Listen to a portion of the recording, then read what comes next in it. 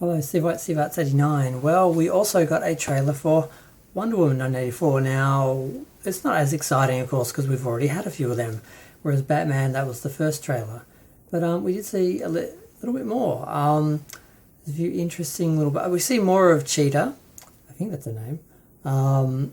We see too much of her because we see her go full CGI and literally become a cheetah now. I don't know the history of the character in DC. I don't know if she literally did that or if that was like... I have no idea who she is. So, but then I thought about her fighting the big demon in the first film, and fighting a CGI animal is a lot more relatable and a bit more, I think, probably engaging. So if that's the conclusion, that a big epic battle with her in the gold outfit and Cheetah, well, that could work. But it's interesting. There are a few little jokes with they have fun with Steve through the whole movie, trying to update him to present day 1984. His outfits, like not knowing there's radar when they're in a jet. Just a lot of little things that are interesting. One of the other things that's interesting is the thing we've got the most controversy with is, of course, the I guess secondary villain. He's the one apparently who helps Cheetah get her powers or something. I don't know her story. I don't know if I should. I don't know if I should just go into the film and learn it, if this is a film version of this character, or if I actually need to know the history of the character to understand the character in the film.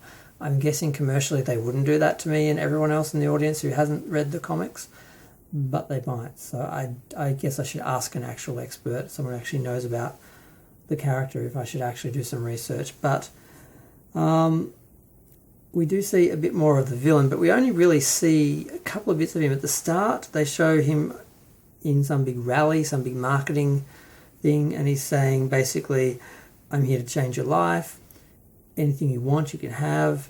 So he sold this to, I think Barbara is the Cheetah character's real name, and he apparently sells this dream to her, or I don't know how she gets the powers, but he's sort of the catalyst. He's sort of blamed for everything. And there is one moment where they're in I think a jet together, and he's saying, oh my God, what was the line? Why I do not write it down? Basically, he's talking about excess and saying you can never have too much, basically. There's always more. Damn, I thought I wrote that quote down. Oh well, if you've seen the trailer, you know what it is. But basically, that's the kind of thing Donald Trump would say. Basically, there's always more. Like, there is no end to the excess and greed. There is no end to the capitalism, which was kind of what the 80s was all about. So I don't have a huge problem with him being in the film and him being kind of like Trump-esque, because you really can't avoid it. I mean, Trump was, in a horrible way, the representative of the sort of 80s businessman. So how can you not? It doesn't really mean it's a present-day political dog whistle or political thing. Just mentioning Donald Trump doesn't, because he's sadly he's an icon. He's sadly part of our popular culture because of his character in the 80s and the 90s, and of course The Apprentice and stuff like that. Like, he's a reality star and a failed businessman, but he has the mythology of being this great businessman where he actually isn't, but people still think he is. So, and in the 80s people thought he was, because he hadn't gone through all his bankruptcies and been put on I lost that word again. What is it when you're a kid, an allowance? He was living on an allowance because his finances were so bad for like a few years there, or for a while. So it's funny because people are criticizing that they're sort of using him to style this mega criminal, but that's almost giving Donald Trump too much credit. It sort of implies he's some mastermind or genius. So it's all very interesting. I'm wondering if he has a smaller role in the film than people think, or they actually are playing it down in the preview because they know the controversy. Did he have more lines and they removed some of them to take the focus off him and onto Cheetah? And I hope I'm saying that name, but you know the character I'm talking about. She's the Cheetah lady. I don't know where she came from. I don't know if she's Wonder Woman's big nemesis. I don't ever remember her in the TV series. I mean, they do seem to have a problem with female films working out what the main conflict is and what the woman will have to deal with, because it's usually not something as large and devastating and groundbreaking as or world-ending as some of the other male villains tend to get. I sort of noticed that with some of the 80s movies like Supergirl and stuff like that. They sort of didn't have the same stakes that the males were playing with, but she sort of did that in the first film, so I'm assuming they're not going to give her less to handle in this film. And another interesting thing, I noticed the preview starts off showing Diana's culture and showing her as a young girl competing and saying basically the world's not ready for you and your time will come and it'll be different. So I'm not sure if that's just some little flashback in the film as she's thinking about her family, her destiny, stuff like that, or if they actually do some backtracking, or were they just doing that for the preview to help people who perhaps haven't seen the first film. It doesn't really do a lot of that, so I'm guessing it's actually part of the film. But that's it. I liked it. The best part, which I almost forgot, I can't believe I forgot, the most important part is the end of the trailer says only in theatres. So there's a lot of speculation that was going to go to on demand, and a lot of people were saying that it was going to go straight to streaming and be a pay-per-view or something. But they seem to be drawing a line and saying, no, we are holding out until cinemas are open again and this is going to go to the cinemas.